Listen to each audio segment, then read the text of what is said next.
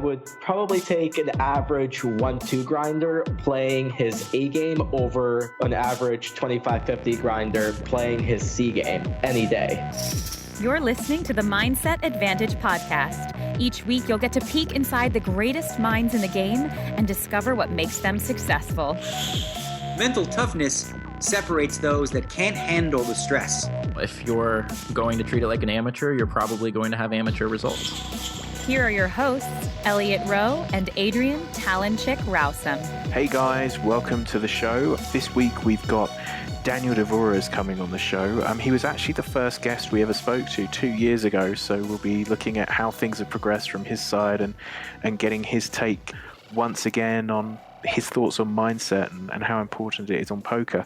So Adrian, how are you doing this week? I'm great. I'm super excited to hear from Dan. He's had some big success lately in the super high rollers in Panama and the PokerStars Championship Bahamas. It'll be interesting. Yeah, he's started to kill it, which is always great to see.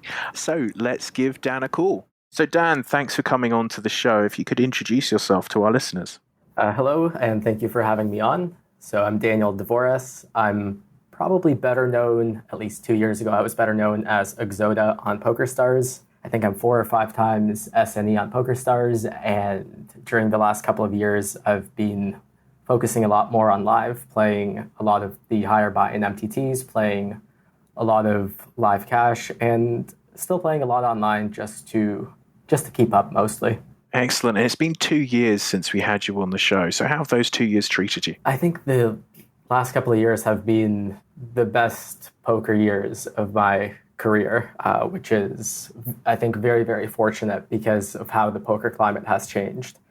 So I think I've both gotten lucky in that regard in terms of how things have progressed, but I think I've also good decisions in terms of kind of staying away from as much online poker and focusing more on live. So I think things have just worked out pretty well for me, and I've just progressed in the right direction.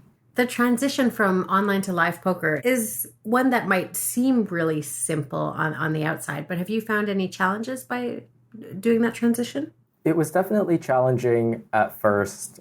Live poker is very different from online poker, and the way you play a session, the way you prepare for a session, and the way you study for live poker is really, really different from online. So at the beginning, it was a really hard transition for me, but over time it actually came pretty naturally, and I think also coincided with the fact that I was kind of getting into my late 20s, and I feel like the way my brain was developing was also a lot better suited to playing more live poker, or at least not grinding a million hands a year online. And that's interesting. I mean, and do you think that's something where younger players perhaps have an advantage in terms of the online number of hands played versus as we get older? I think so, for sure. I remember when I was 23, 24, 12 hours straight, 15 plus tables, like 1,000 hands an hour almost, was no problem for me. And it wasn't because I was more motivated back then than I am now. It was just easier. I'm not sure what it is, but I do believe that at least as my brain developed, it just made it a lot harder to put in very heavy volume online. Bad news for those of us in our 30s. Do you think that there are other players who are making the transition more to live as well? Are you seeing like a resurgence in the live poker world, or what's the word on the streets? I do think a lot of people are transitioning more to live, but I'm also a little biased in that sense, just because, I tend to be friends with poker people that take a similar direction to me, right? So a lot of my friends have also transitioned from playing a lot of online to playing live, and the people that I generally hang out with, I'm playing in the cash games and in the MTTs with them. So I think I'm a little biased in that sense, and I might be a little bit out of touch with what's happening at, let's say, low to mid stakes online. Yeah, I mean, I definitely, because I probably talk to a lot of people in different parts of the poker economy. With the changes that happened online, I definitely saw a lot of the higher stakes guys start playing more live poker. I don't think it happened quite as much for the low to mid stakes guys in terms of what I saw in terms of the changes made. Yeah, and I think if you're a mid stakes guy, there's a little bit of kind of a barrier to entry for live. because unless you're playing for high stakes live, it's very hard to make a good hourly. And for the guys that were playing high stakes online, the game's just sort of dwindled out over the last couple of years. So the transition was at the same time natural, but also necessary. When I first started playing online poker, they used to say things like that playing, for example, I played fixed limit, but say, for example, playing 30-60 fixed limit was the same as about playing 5-10 limit online. Do you find that there's still a divergence between the limits when you're playing live versus online? I've actually found the opposite to be true, but that's likely because I've only experienced no limit games, and especially for the higher buy-in games, they tend to be uncapped, or at least the cap is really, really high. So for online, usually people are just playing with 100 big blinds. For live, very common for people to be sitting between 200 to 500 big blinds deep in big cash games. So I would say for higher stakes games, the opposite is actually true. For mid-stakes games, I can definitely see that being true. And what about the skill difference? So when you compare the online stakes versus the live stakes, is there an obvious shift in terms of how soft the games are? Absolutely. I think if you look at something like the 2-5 Zoom game on Stars, that is probably the toughest no-limit game that runs regularly in the world, just in terms of the caliber of players that are playing. You literally get guys that are probably like top 5 no-limit players in the world occasionally playing that game, and then the regs also tend to be really, really good. If you're playing even 5-10 at your local casino, most of those guys aren't even going to be beating like 1-2 online. Yeah, you're not likely to get many of the top 5 in the world in your local 5-10 game, are you? No, definitely not. In terms of those, you were mentioning that you had to change the way that you studied and the way you approach the game as you switched to live. Are there any sort of tips that you could give to online players who are thinking about making the transition as to what they should think about from that side? I think for the guys that tend to approach poker theoretically, realizing that live is a lot more about playing exploitatively rather than a sound theoretical strategy, I think that's a big step. It was certainly a really big step for me to take because I always approached poker very theoretically. And it actually took me a while not to realize, because I kind of always knew that live is different, but to truly embrace how different it is and that the way in which you get an edge is really different live than it is online. And at the same time as you took on live no limit cash, you took on live no limit high rollers, super high rollers. You did an absolute full transition into the world of high limits.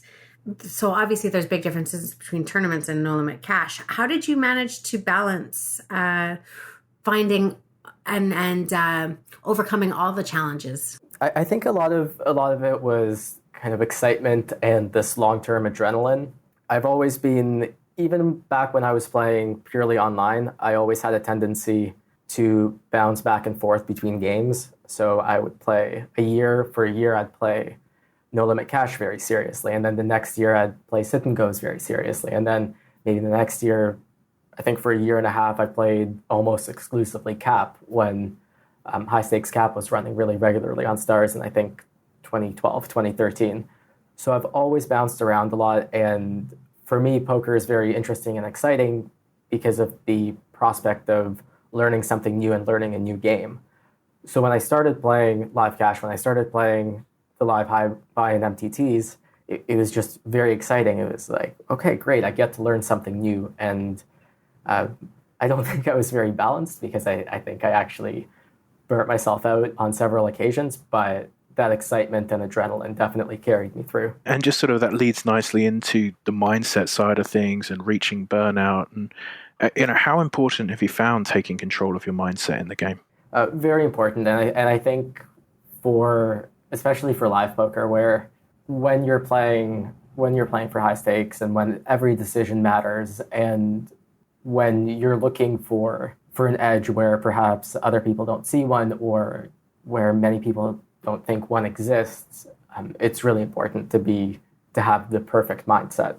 You recently had a very significant success in Panama. Can you tell us a little bit about that final table, what it was like? What's the experience being on that final table? And were there any moments where you were able to take advantage of having such a good mindset? I was actually thinking about the final table probably half an hour ago before we were doing this podcast, because I was kind of replaying it in my mind. And I realized that I didn't even realize kind of how I got to heads up. So like the final table started 6-handed, and then four people busted, but all of that was sort of a blur to me, where I was just so immensely focused on each individual hand. And of course I was aware when we were 3-handed and 4-handed, because it's so important for ICM and strategic considerations.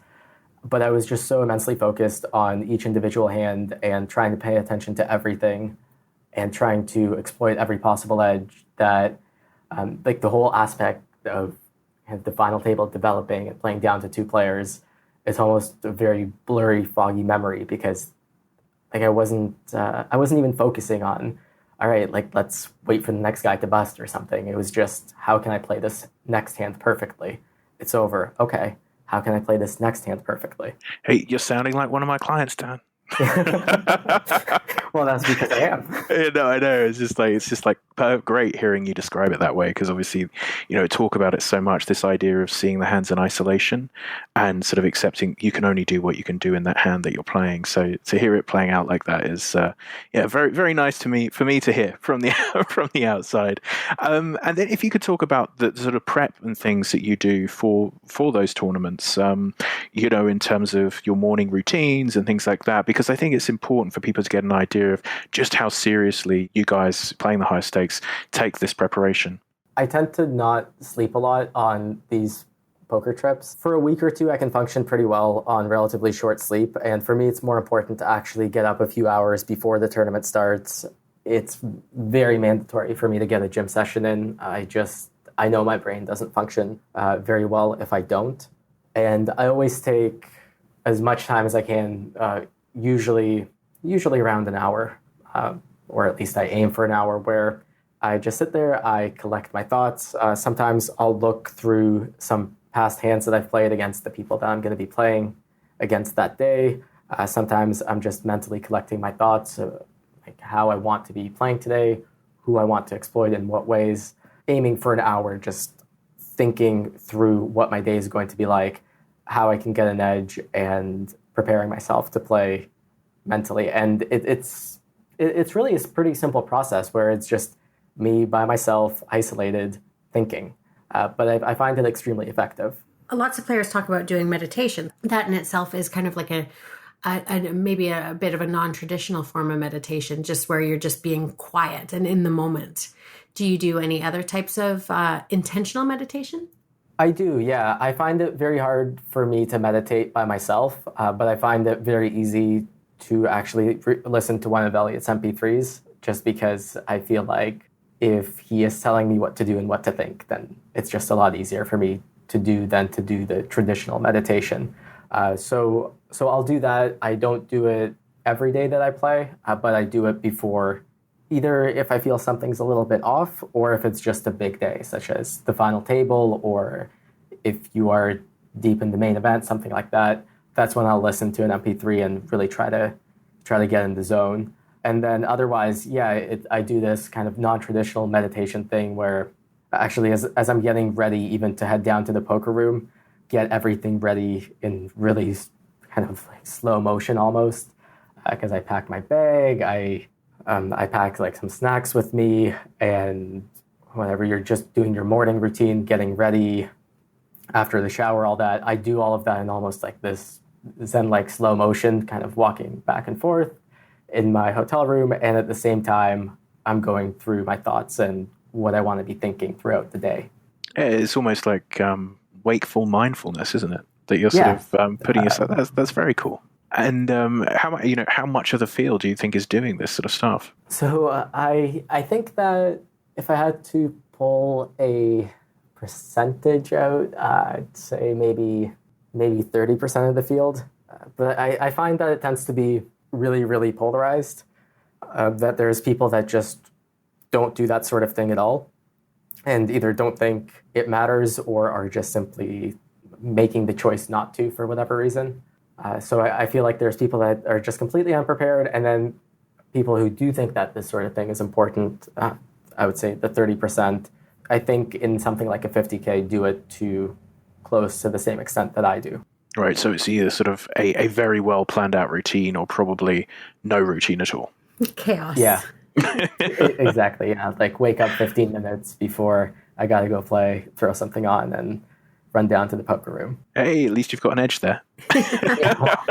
So with the transition to these super high rollers, what were the biggest challenges that you faced? Is there anything that still sometimes derails you or shakes you mentally? At first, the difficult thing for me was that it tends to be the same crowd of people that play these high rollers. So now I'm really, really comfortable with it. And I actually think it gives me an advantage because I've always played in games with small player pools. And I feel like I do really well when I know the individual players. But at the beginning, it was really challenging for me because I knew that all the regs there have already been playing them for a while and knew each other and also knew me, but I didn't know them. And so that felt a little bit uncomfortable.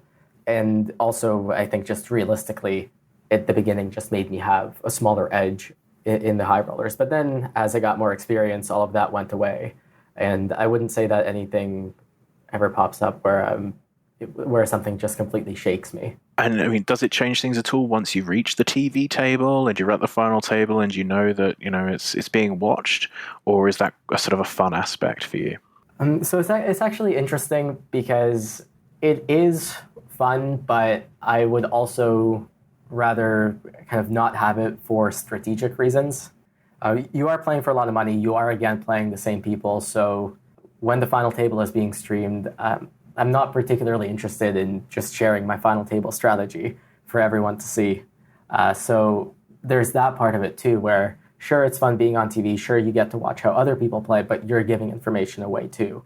And then from a kind of a mental perspective, I think the first time that I was on a TV table, it was definitely really stressful. You're just in a new environment. You don't know what people are expecting of you. There's just all these lights everywhere, and it can get to you a little bit. Now it just doesn't, and I think in the high rollers it actually doesn't matter that much, but I actually had a pretty interesting situation in Prague where I think it was day 2 or day 3 of the main, and I got put on the TV table, and it was with 6 or 7 other people who clearly have just not been on a TV table before ever. And so what tends to happen is that whatever tells everyone's giving off, whatever energy they have, whatever they're doing is just super amplified and a lot more obvious when it's in a high-stress situation, such as a TV table. So in that spot, I just felt like, this is awesome. I feel so comfortable here, and these guys aren't comfortable that I can do whatever I want, try to run these guys over, and they really can't do much because it's just the nature of the situation where I'm comfortable and they're not. And then there was this moment where after dinner break, I got moved to just a regular table. It just felt it felt like whatever edge I had, whatever it was that I had over everyone at the TV table just drained away. And now it's like, damn, I can't do all these things anymore. And these people are just giving everything away. And so that was a really interesting experience. And yeah, back to the high rollers, I think when everyone in that environment is so used to TV tables, it doesn't matter that much. But there are spots where there's that discrepancy where it does. I think the Hollywood view of poker is all about poker tells and all the rest. Did you do anything to prepare yourself to be able to pick up on tells? Or do you remember any distinct moment where you were like, oh my gosh, I can see through this guy's cards? Do you have any moment like that in your live poker history? There wasn't a specific moment, but there was definitely a really steep development in that direction where first when I started playing live, it was just a lot of, well, first of all, paranoia on my end, where I was extremely paranoid about giving anything away myself. Forget about watching other people. I just didn't want people to get a good read on me. But then again, as I got comfortable, there wasn't any particular moment, but these situations kept coming up where it just became increasingly obvious that sometimes people legitimately give away the exact strength of their hand when they're playing live poker. And you have to pay attention to pick up on those spots and just play super exploitatively. And how difficult is that for someone who is a very theoretical player, previously online, and then someone's giving you some information that means that you have to make a call that, in the past you never ever would have made online? Was that tough at first, or is that something that's just, well, he's giving me the information, this is easy? Or is it tough to go against the study that you've done? It was tough at first, but I remember I used to kind of trick myself to give that sort of thing kind of more weight or more credibility, to give live tells more credibility. So what I would do is, like, as a theoretical player, I would always just think, okay, range versus range. This is his range. This is my range. What do I want to do here? And so the way that I started looking at tells is to make that transition. I just literally looked at it as like, okay, this tell, all that it's doing is, forget that it's even a live poker tell. It's just changing his range in some way. What can I do about that? Okay, so he's now got this selection of cards instead, therefore it's still a technical decision. This is information I'm using. Excellent. That's very, very cool. So yeah, I was still making technical decisions, but I was kind of making them in a different context that was created by this live stuff, by the live inputs. Yeah, I mean, that's definitely the right way of approaching it. I think sometimes, that the tells, rather than putting people on a range, people will be like, oh no, he 100% has it because I've seen him do this or whatever else. I think if you're just narrowing the range, that's a much more efficient way of doing things. Yeah, I think things can go really wrong if you think very linearly with your thoughts, where it's just, oh, it's that weird smile. I've seen that before, and he had a bluff, so call.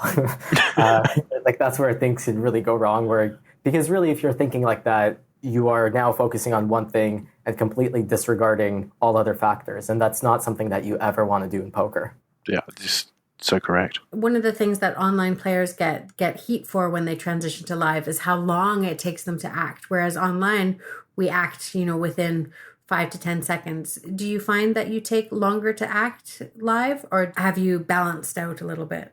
Well, definitely I take much longer to act live. I think everyone does. It's just, first of all, if you're betting, it's a lot easier to type a number in or to click a button or to have Table Ninja put a number in for you than it is to actually count the pot, remember how much is in the pot, and then count out your chips. So there's just the physically having to look at stacks and count out. And then I think there's just more information live, and you also don't have to divide your attention between several tables. So naturally, I think like the equilibrium is that everyone should play slower live.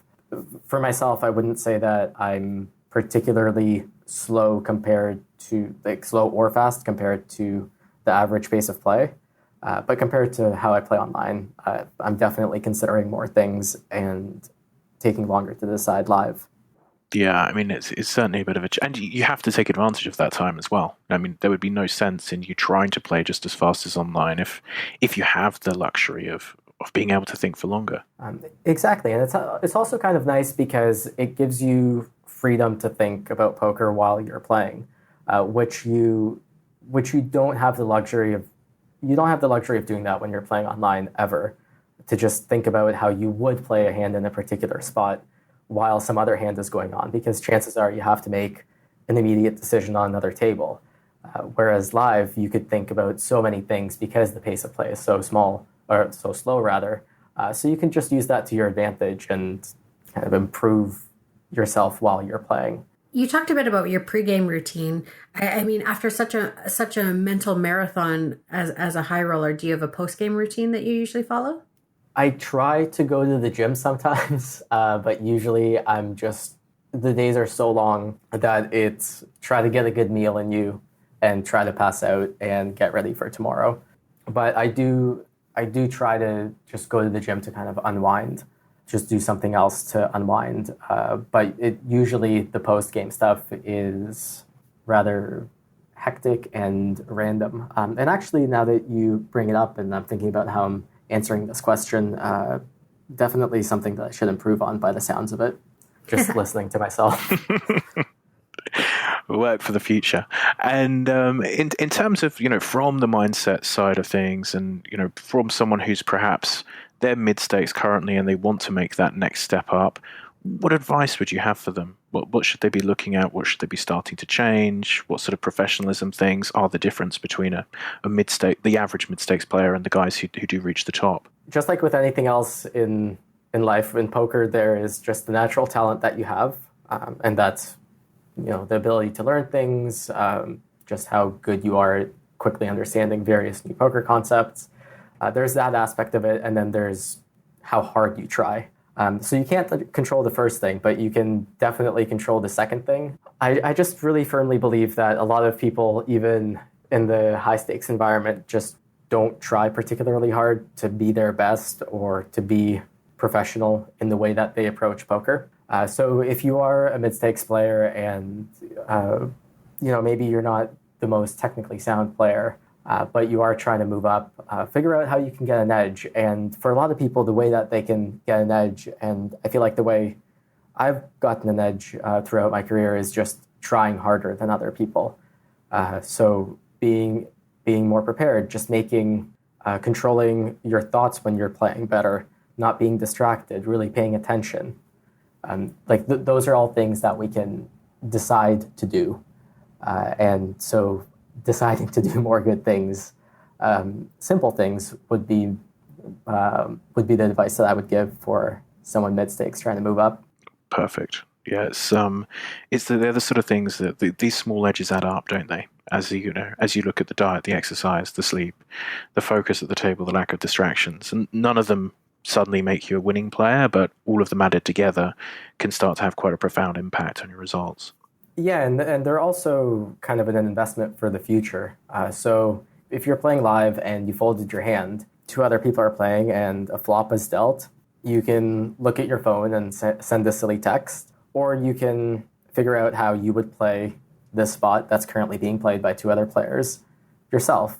And so not only are you going to be just better prepared and in a better mental state for the next hand that you're dealt at that table, now you actually know that spot the next time you're in it. So it's this immediate thing of just paying attention, noticing things that gives you an edge, but then also you even spending time to think productively about poker right then and there.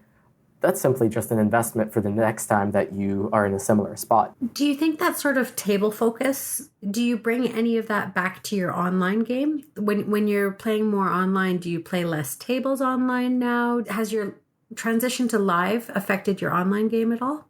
It has, but I'm not sure if... So I do play less tables than I used to when I play online, but I'm not sure if it could be affected by just having this sort of slower, more deep thought process, just trying to think more slowly but deeply about things. It could be affected by that, but I think that the main reason that I just play less tables and pay more attention online is because edges have gotten smaller over the years. So it's really necessary to. I don't think that anyone could 20 table, 510 plus in 2017 and showing a positive win rate. I don't think it's possible. Whereas 5 years ago, I know a bunch of people that were doing it. So edges got smaller, and it's just necessary to play less and better. Still, with these changes, as you say, the last couple of years have been your best poker years. So even with the market changing, if you're able to adjust to it correctly, there's still profit to be made, isn't there? There is. And like I said, I think part of it was also me being fortunate to kind of move away from online a little bit. Had I just been only playing online over the last couple of years, who knows? I like to think that with how I've developed, that if I was just playing online, it also would have been my best years. But there's always going to be somewhere where you could find the big edge in poker. And sometimes finding the bigger edge means improving your game, or sometimes it just means finding something else to play. We're coming to the end now. So you are also a run-at-brunch coach, aren't you? If people want to check out your videos. I am, yeah. I make generally pretty theoretical videos. So if you're into that sort of thing, then definitely check me out. I've been with Run It Once for I think, 3 years now. So lots of material there. So if people want to keep listening to you, there's plenty of opportunity out there. The content's a little bit different than this, but if you're theoretically inclined, then definitely check out my Run It Once videos. Well, as I say, go check out Dan's stuff there. What's your Twitter? My Twitter is my first initial and my last name, so it's just at DDVORESS. Perfect. So go follow Dan if you're interested in coaching as well. I know Dan offers some coaching. Thank you so much for coming on the show again. Really appreciate it. And congrats on killing these high roll events. It's wonderful to watch. Yeah, thank you. And thank you for having me on. Yeah, I hope 2017 is the best year yet. Let's hope so. Cheers, man. I'll talk to you soon. So as always, great to have Dan on the show. I mean, I like what he said so much last time that he's actually the first person on the intro of our show. And he came up with some more good stuff today. Yeah, I mean, it's sure interesting. I love hearing about the transition from online to live, as I've always been a player who's liked to have a balance of both. It's neat. He's reached the highest levels in both as well. And it's kind of him to give away, his thoughts on what people should be looking at doing. This advice from people in his position is really useful. So any of those things resonate with you out there, definitely worth giving it a go and seeing if you notice a change in your game. Follow him on Twitter and see where his next exploits take him. Yeah. Following Dan around the world. Excellent. So, Adrian, where can everyone find out about you? If you are looking for me, come find me on Twitch. It's twitch.tv/talentchick. Getting geared up here in the next few weeks for the Spring Championship of Online Poker, where I'll be playing a whole bunch of different mixed game tournaments. It's such a highlight of my year. Any of the Coop series online are really great because I get some bigger field tournaments to show off my expertise. Hopefully. What you've been training all year for. Yeah, they'll come play you in the mixed games. Excellent. Yeah. And if anyone's interested in checking out my stuff, it's pokermindcoach.com. We're running an academy now where you get tons and tons of content and twice a month webinars. So make sure to check out my website and check out the academy. So we'll talk to you guys soon. Have a great week. You've been listening to the Mindset Advantage podcast. To get future episodes delivered to you automatically, make sure to subscribe via iTunes, Stitcher, or your favorite podcasting service. To get any resources mentioned in the episode or to listen to past shows, visit pokermindcoach.com/TMA podcast. Thanks for listening.